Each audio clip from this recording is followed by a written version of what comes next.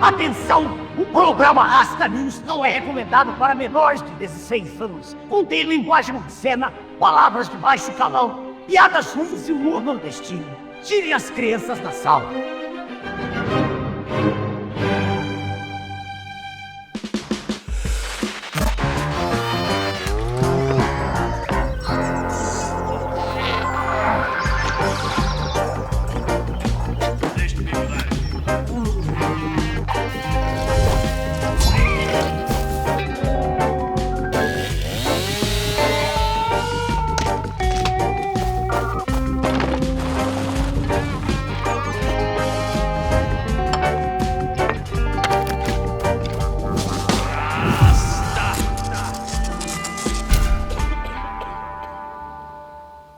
Boa noite, embaixadores. Boa noite, raças e rastas.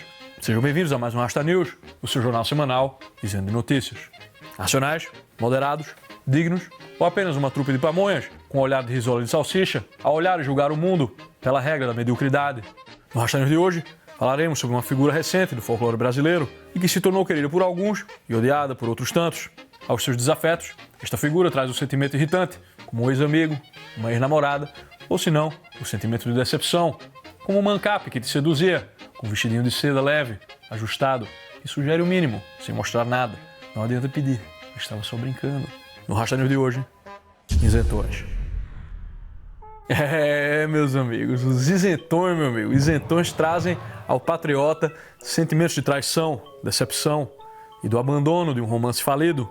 Muitos se decepcionam tanto que passam a dedicar o seu tempo livre nas mídias sociais a brigar com estes tipos, desenvolvendo algo que, se eu fosse um peteiro ou um pessoalista, chamaria de isentofobia. Mas como eu não sou, eu fico apenas na indagação. Será que isso é apenas um fricote, uma coquetice, uma cavilação ou apenas a palmolescência do velho rock nacional? De qualquer maneira, o isentismo é uma realidade no Brasil. Chegou para ficar e é o tópico deste programa de hoje. No Brasil, temos muitos isentões. Temos os meninos do movimento Bumbum Livre, o MBL, a quem eu tenho um grande carinho proporcional ao pouco respeito. Na real, eu fico triste, né, velho, quando eu vejo um jovem entrando na política. Tava ali o japonesinho, bonitinho, né, uma gracinha. Página de meme. Né, página de meme, tranquilo. Aí vira deputado. Eu fico, porra, meu irmão, aí tu fode comigo, né, meu irmão? Logo, o jovem que tem como maior virtude a oportunidade de, quem sabe, talvez, maturar e ser menos jovem quando ficar velho. Mas não é o caso do movimento do Bumbum Livre, porque fizeram uma escolha de vida em que tudo o que serão daqui a 30 anos é a mesma coisa que já são hoje. Políticos. E se não for terminar na cadeia, né? Eu sei que aqui e ali o MBL foi atacado pelas hordas das redes sociais, mas a verdade é que eles mesmos aceitaram entrar na briga, né? Então aí ficou feio, né, meu irmão? Veja lá se eu aqui, um puto embaixador, do alto da minha vadiagem na minha montanha, vou ficar brigando com senhora e aposentado do Instaglande que não gosta do que eu falei. Eu tenho muito mais o que não fazer, né, meu irmão? Outro isentão conhecido é o querido Monark. Porra, eu gosto do Monark, me amarro no Monark, cara. Eu estive lá com ele uma vez, ele me tratou com muito carinho. Só não tinha uma cervejinha, né? O maluco não tinha um alquinho ali. Isso. Não tinha nada pra molhar a palavra, só tinha pra secar a boca, ficar com aquela boca de algodão de maconheiro. Mas enfim, ele é uma figura que você pode confiar que não vai se meter a virar político, né?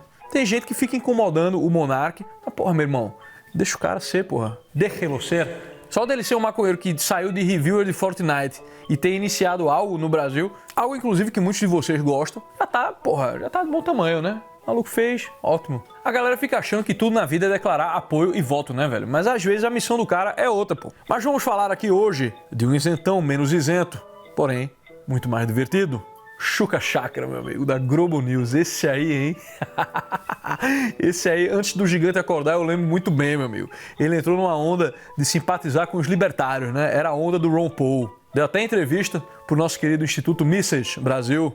E hoje, a gente sabe que ele só estava interessado naquilo porque o Chuca Chakra é um velho rejuvenescido e que acha normal um jornaleiro querer parecer um roqueiro com aquele cabelinho descabelado, achando que é guitarrista de bandinha indie. Tá nos Strokes, meu amigo? Podem perceber aí, ó, que boa parte dos isentões é gente velha, solteira e sensual, meu amigo, querendo dar uma de garoto. É o Karmazinov lá dos demônios, né? Tipo, o cara que era um velho, pensamento de velho, vestimento de velho, e ficava querendo se engraçar com o jovem, e o jovem tudo dando risada da cara dele.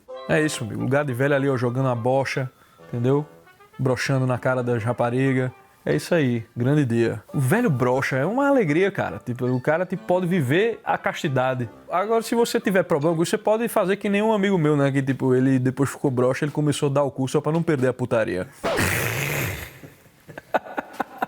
E você que é velho, seja velho, tá certo? Eu já fico pensando que você aí fica querendo o aplauso e a estima da gente bela, gente fina, gente transante, que bebe um bom vinho. Sabe pra quê? Pra receber flash.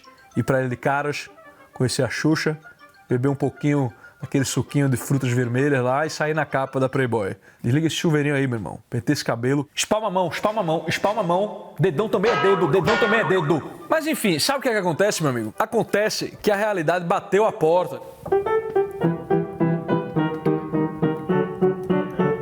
Então é isso aí, meus amigos. Batendo a porta, a realidade democrática chegou.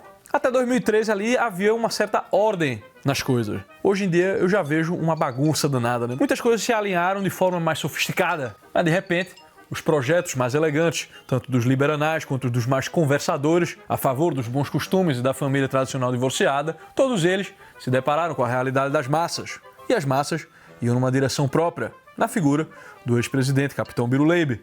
Isso aí é a inversão que ocorre entre direita e esquerda, né? Porque o Biruleibe, por mais que tenha recebido apoio de gente graúda quando decidiu se lançar candidato em 2018, já era uma figura popular por si só, completamente independente do apoio e da aprovação da intelectualidade. A fonte do carisma do Biruleibe é Alborguete, meu amigo, não é as teses de Thomas Sowell, entendeu? Ou as reflexões sobre a Revolução na França, não. É por isso que até hoje ele não é visto como um sonho de uma noite de verão, tampouco o ideal, nem pelos doutores liberais, nem pelos conversadores. Não dá para dizer que ele é um projeto político de intelectuais, né? Mas é um acontecimento da natureza com alguns delírios da vontade humana. Ao contrário do seu Luiz, que é fruto de uma organização que vem se articulando há décadas, né? Foi escolhido para ser o homem do PT. Aí temos um projeto, né? Uma coqueluche de peteiros, uma invenção de intelectuais com o auxílio dos apóstatas da igreja. O presidente operário da teologia da Liberta o Cão,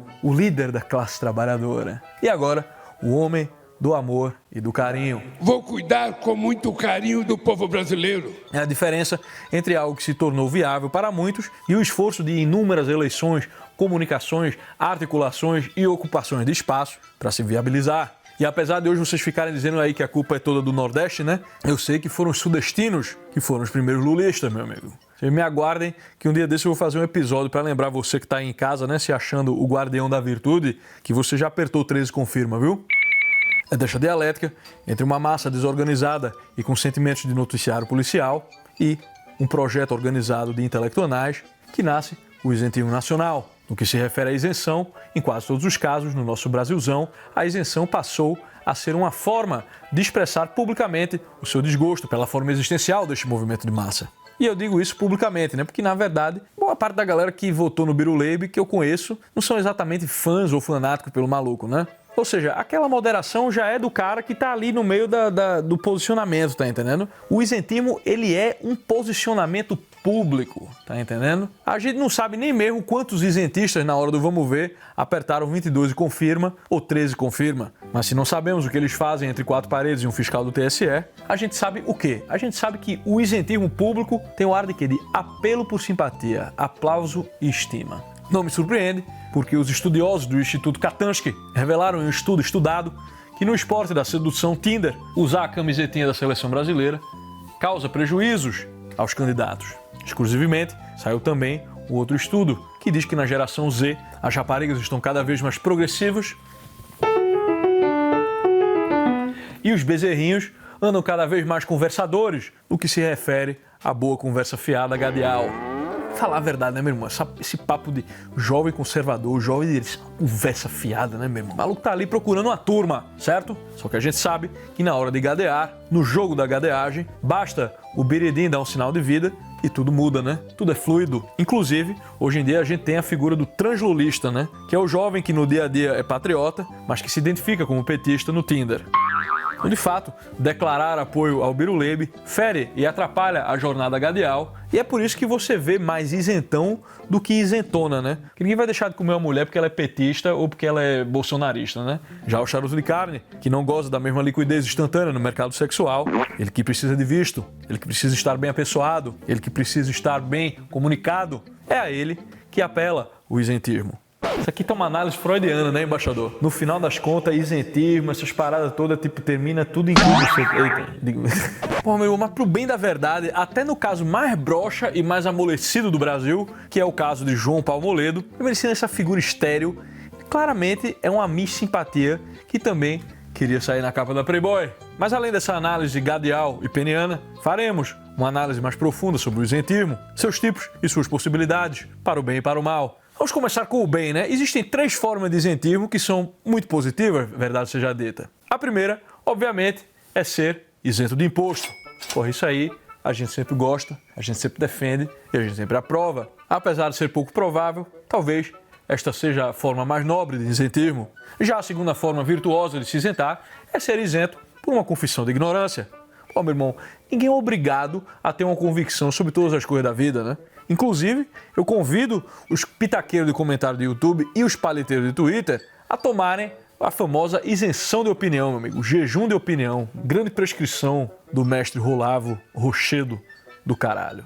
E também convido a todos a não participarem dessa moda da internet e achar que celebridade tem que se posicionar sobre tudo, né? Aí é jogador de futebol tendo que declarar voto, cantor de funk, ator e influencer tendo que se posicionar sobre as mazelas sociais. Essa isenção é permitida e deveria ser até mais incentivada, que é quando o isentismo toma sua forma mais nobre e vira uma opção pelo silêncio e por ser menos você.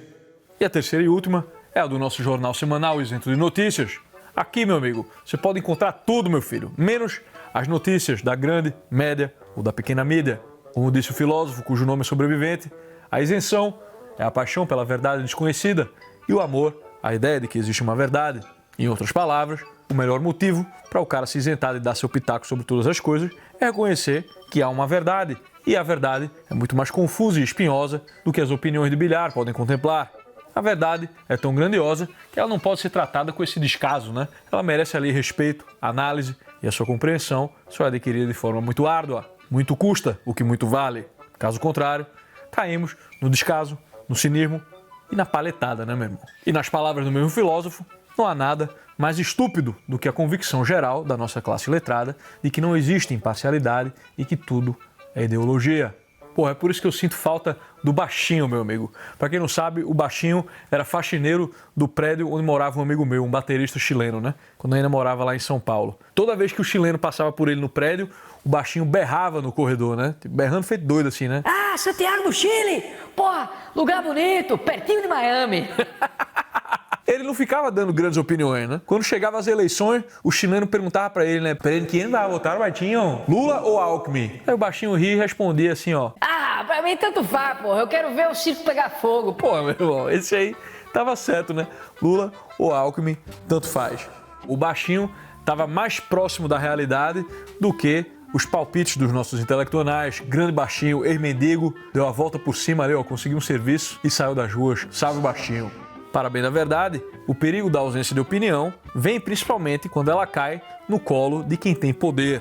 Porque aí ela se transforma no vício da responsabilidade, de se sentir desobrigado com as coisas, né? O sertanejo, o baixinho, o boleiro, não ter grandes opiniões e não ter que declarar voto é a normalidade da vida, né? Agora, já um parlamentar optar pela isenção de se posicionar numa questão relevante, aí você já começa a brincar com a vida dos seus constituintes. Outra forma mais enxovalhada e safada ainda, que faz a isenção se tornar um vício, é quando o cara descobre que não ter uma opinião pode ser uma opinião. E aí o isentismo se torna uma ideologia, uma posição que se toma sobre a realidade antes de ir investigá-la. Dizem alguns que as raízes mais antigas do isentismo vêm de quando Pirro de Elis saiu em turnê com Alexandre o Grande pela Índia e pela Pérsia 3 séculos antes de Cristo, naquilo que ficou conhecido como a Tour de Glande. Durante esta turnê, Pirro e Alexandre conheceram gimnosofistas e magos zoroastristas e aprenderam que nem em cima, nem embaixo, nem de lado, nem do outro, a melhor posição era ficar no meio. Sobre essa experiência no Tour de Glande, Pirro teria dito: eles são fáceis porque são céticos. e ao voltar para a Grécia, divulgou tais ensinamentos para os seus alunos. Mas foi séculos depois que o isentismo deixou de ser apenas um ceticismo e se tornou um método. No primeiro século, o governador da Judéia, Pôncio Pilatos, declarou: "O que é a verdade?" Pouco tempo depois, Pilatos apresentou Jesus para a plateia, que pedia para que ele fosse crucificado. Pilatos lavou suas mãos e declarou: "Sou inocente do sangue deste homem", e deixou que Jesus fosse levado para a cruz. Estava aí configurado o maior pecado de isentismo já perpetrado na história humana. Em seguida, o isentismo foi evoluindo ao longo dos séculos até tomar a sua forma mais moderna, cujos seguidores passaram a ser conhecidos como isentões, cujas motivações almejam sempre o charme, a paquera e a popularidade. O isentão moderno transforma a falta e a ausência de opinião em uma opinião. Ele se utiliza do artifício de não se apresentar como sujeito para dar as mais variadas palhetadas sobre tudo, enquanto se traveste de independente, de equidistante, imparcial, desapaixonado, neutro e limpinho. Esse aí é o isentão safado, meu amigo. Ele está mazelado pelo vício do hype e pelas suas inspirações surubistas. Mas o seu erro se sustenta em outros erros. O primeiro erro é a falácia do meio termo, meu amigo. Porra, esse aí é um clássico, né? Ai, Rasta, eu não gosto dos extremos, dos exageros. Eu acho que a coisa certa está sempre no meio. Ô minha filha, até no meio das tuas pernas tem sempre uma coisa certa e uma coisa errada. Uma é capaz de milagres e a outra vai embora com a descarga. Essa é a famosa ética a me come o cu, né? Tipo, a turma se apodera de representações de rapariga espiritual tipo mundo de Sofia, né? E acha que o fato de que na época Nicômaco, Aristóteles mostrar que a virtude está na justa medida entre um defeito de falta e um defeito de excesso em um hábito operacional que visa um bem, tipo a coragem, né? A coragem ela é mais que a covardia de evitar qualquer risco e ela é menos que a inconsequência do padre do balão, né? A galera acha que disso segue-se que é aceitável ficar no meio de duas canalices opostas, extrapolar o negócio a ponto de achar que a verdade está no meio. Daí, o gosto do político brasileiro pelo Centrão e pelo PMDB. Como diriam os escolásticos brasileirinhos, confunde-se a síntese dialética com a média aritmética. Entre a mentira e a verdade, temos esta meia-verdade, que nada mais é do que outra mentira, né, meu irmão? Entre o bem e o mal, o negócio é pior ainda, né? Porque não há um princípio bom e um princípio mal, né? O mal é uma falta, não tem limite para o quão baixo você pode cair, né, meu filho? No fundo do poço sempre tem um alçapão, tá me entendendo? Está eu querendo ser a gostosa, a simpaticona, mas tá soando igual um filme de Sandra Bullock, com essas declarações de missimpatia. Outra cagada do anjo pigmeu caolho, que manja o juízo do isentão, é a assimetria de seus julgamentos, que é quando ele abre a boca com toda a santimônia para dizer que os dois lados são iguais. Aí o isentão entra na seara da falsa dissenso das proporções, que é uma síndrome muito similar à síndrome do bócio, mas que também costuma incluir o sintoma da disfarçatez e da picaretagem. Cabe a quem não quer cair no isentismo aceitar que fora do que é certo, existe uma escala daquilo que é errado, né? Por exemplo, o liberalismo, né, meu irmão? Apesar de muitas vezes ele andar aí com a calcinha na bundinha, ele ainda está mais distante da completa imoralidade covarde e assassina do comunismo, né, meu irmão? Mandaram 80 milhões de pessoas para vala, né? Apenas como política pública. Numa manobra, assim, o cara manda, vai, 1 milhão morre ali. Quando não se pode optar pelo bem perfeito, você opta pelo bem contingente, pelo que tem. Mas ainda assim, vai, né? A realidade, muitas vezes, com todas as suas mazelas, impõe sobre nós contradições que você não vai resolver na sua porca existência, né, meu irmão? Se você resolver aí meia dúzia de inconsistência entre o mundo dos conceitos e a sua experiência real, você pode se considerar um grande felizardo, né? Só os cavalos batizados andam por aí cheios de certeza da sua coerência, né? O palheteiro isentão termina por ignorar a escala e a proporção das coisas e cair no fingimento tão indignado quanto mais bem fingido, porque ele fica histérico acreditando numa mentira que ele esqueceu. O nome deste fingimento é moralismo, meus amigos. É exigir do mundo a perfeição que ele mesmo sabe que não existe em nenhum homem e fingir que existe nele. Quando você pega dois canalhas e você diz, eles são todos iguais, você está usando aí uma figura de linguagem, porque não tem como eles serem todos iguais. Não tem nem como a gente dizer que as pessoas fazem o mesmo trabalho, meu filho. Como é que você vai dizer que a canalice é igual nas pessoas? Você está pegando todos os pecados e jogando ele no mesmo balde, assim, é tudo a mesma coisa. Ao fazer isso, exige-se do mundo uma perfeição que nele não há, de um ponto de vista que você só poderia ter se ela existisse em você mesmo. E nos casos em que o moralismo não é puramente fingido, se o isentão não for um psicopata e estiver sinceramente confuso e desorientado, ainda assim ele está caindo no vício, né, meu irmão? Ele falhou no check de sabedoria. Como dizem por aí, esse tipo de pessoa se caracteriza por um intenso ódio ao mal, sem o correspondente amor ao bem. Ou seja, ele se preocupa mais em odiar até os menores males, menos os dele próprio, é claro, mas não é capaz de amar e agradecer se o que ele receber de bem for menos do que tudo, todo o bem do mundo. Falta a ele lembrar que até o menor bem é bem melhor do que ele merece, em sua condição ontológica de uma criatura tropeçada. E é daí, senhoras e senhores, que o tropeço do isentão auxilia o tropeço da bigodagem. E falando em bigodagem, é hora do nosso Troféu Bigodagem. E o Troféu Bigodagem de hoje vai para ele, que sempre soube estar presente e amigo, sem se indispor, sabendo se isentar dos conflitos e mostrando que a boa política se faz com diálogo. É ele, Zezé Sarney.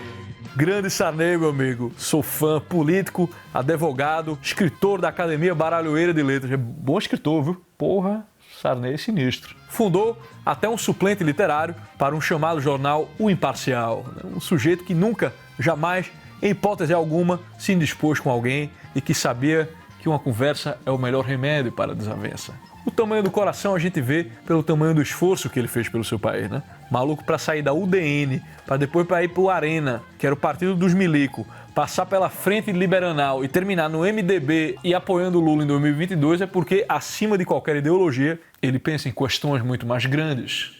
Ao contrário de certos políticozinhos por aí, que só brigam, Sarney dialogou com todos, meu amigo. Foi com Lula, foi com Alquimista, foi com o FHC, Biruleibe, Tancredo, Putin, Pelé, Xuxa, Sidney Poitier e Madonna. Me diga aí, ó, quem de vocês aí se lembra desse homem se metendo em alguma desavença, alguma briga ou alguma fofoca? Eu nunca vi ninguém nem falar mal deste homem. Muito pelo contrário, Sarney é um facilitador das coisas. Durante a sua presidência, ele facilitou aos militares que voltassem aos quartéis e aos partidos clandestinos. Facilitou que esses partidos fossem acolhidos, facilitou aos sindicatos para que eles se manifestassem e facilitou a Constituição de 88. Essa Constituição já está ficando uma tia empelancada, mas que há alguns anos tinha idade para estar acordando pelada na cama do DJ Castelinho, né? Na economia, ele facilitou o Plano Currado, que rapidamente transformou o Brasil num país socialista, onde ficou facilitado que mercearias e biroscas fossem assediadas pelos famosos fiscais do Sarney, que tiveram a pachorra de atazanar a vida de sabe-se lá quantos milhões de brasileirinhos tentando controlar os preços de todos os bens comercializados num país de 8 milhões de quilômetros quadrados, meu amigo. Obviamente, o plano fracassou, mas não sem antes ter sido muito aplaudido e muito elogiado por economistas e políticos de esquerda. Teria Sarney errado pela primeira vez ou teria sido apenas imparcial e dado a chance de diálogo aos esquerdistas para que fracassassem nas suas teorias? É, sim, você aí, ó, você está em casa falando mal dos jovens, né? Você mesmo. Eu sei que você mesmo, quando era jovem, foi fiscal do Sarney. Andava ali de brochezinho, né? Agora tá aí, ó, cantando de patriota, mas já foi agente do socialismo. Admita! Eu fui fiscal do Sarney. A gente pegava uma tabela de preço, o preço da carne, do feijão, o preço do arroz. A gente ia para o mercado, olhar se o preço do produto era o da tabela. Mas o grande legado isentista do nosso presidente foi ter convocado a Assembleia Nacional Constituinte de 87, que nos deixou a tal Constituição de 88. Pô, meu irmão, como é bom, né? Para quem gosta do gênero fantasia, um livro desse é tremendo. Os capítulos que eu mais gosto são aqueles que falam de direito, né, meu? É direito à moradia. Ah, me engana que eu gosto, né, meu? Já passaram 35 anos e ainda não apareceu ninguém para explicar como se dá essa feitiçaria que faz brotar uma casa para todo brasileiro, simplesmente porque a gente escreveu num pergaminho ali, né? Constituição de 88 é aquela coisa assim, né? Vamos escrever aqui, ó. Acho que fica bonito dizer que a gente tem direito a isso aqui, ó. Sou empático, sou humanitário, todo homem tem direito a uma casa. Enquanto isso, a realidade é que além de não terem casa, as pessoas cagam no mar. As pessoas cagam no mar. Nem quem tem casa, nem quem não tem, nem quem tem, mas não tem, deixa de cagar no mar. Já pensou, o maluco recebe uma casa do governo ali, ó, perto de uma praia, ele vai nadar e descobre que é ali que os toletes fazem campeonato de bodyboard, meu amigo. Eu não acredito que um agente que não se interessa nem em dar um destino ao que o cidadão caga, vai estar interessado com onde ele mora, como está a saúde, se ele está recebendo alguma educação ou como, na prática, vamos garantir estas porras desses direitos, né? Outro direito bom é o direito à cultura, né? O cara acha que vão introduzir o cidadão em alguma coisa nova, né? Aos estudos clássicos, alguma coisa distinta, né? Mas significa apenas dar ao cidadão exatamente a mesma coisa que ele já consome todos os porcos dias de sua vida, né? Aí termina em quê? Tipo, termina em Virada Cultural de São Paulo, né? Um evento que se monta um monte de palco pela cidade para um monte de banda de roqueiro paulista ficar tocando as músicas ruins enquanto a galera passa ali desinteressada só porque se aproveitaram desse clima de cultura para sair de casa e comer um sanduíche de linguiça, de ervas finas, e tomar uma IPA, né? Em inglês quer dizer a minha cipa. Para não dizer que é só isso, normalmente também tem um palco principal ali, né? Onde tem os famosos já meio declinados que aproveitam para fazer a sua receita. Então é isso, né? Isso é o direito à cultura. Tem também coisa tipo direito de meia entrada, né, meu amigo? Eu que frequentava o planeta Red Benz, quando essa porcaria foi criada, eu me lembro muito bem que a única coisa que aconteceu foi que os shows de Stratovarius, Blind Guardian e dos Iron Maiden dobraram de preço, né, meu amigo? A galera, tá bom, então a gente tem que dar dinheiro ao ingresso pela metade, então vamos dobrar o preço das coisas. É o dobro da metade, grande dia. 20 anos depois, temos uma geração inteira acreditando que é beneficiada, né? Tu que acha que produtor de evento e artista famoso vai ganhar menos por causa dos teus direitos, então tá aí, né? Essa é a fábula do que recebemos de um homem imparcial e moderadão. Então, ao Zezé Sarney, que nunca criou intriga e soube sempre que a virtude do arguto está em saber agir na justa medida da pilantragem, fica aqui o nosso troféu bigodagem. Rasta, meus vizinhos fazem muito barulho no momento íntimo deles. O que fazer? Bom, se tu consegue ouvir eles, provavelmente eles conseguem te ouvir também. Então começa a conversar com eles sobre a situação do Botafogo, porra. Rasta, você curte Avenged Sevenfold? Ah, meu irmão, banda de criança roqueira, né? Que faz festinha com bolinho em forma de caveira. Insuportável. Rasta, devemos mais ao talento e à genética ou a políticas públicas? Devemos mais ao governo, né, meu amigo? Estamos devendo aí já 250 bilhões e não tem talento, não tem genética, meu amigo. Não tem harmonização facial que pague essa dívida.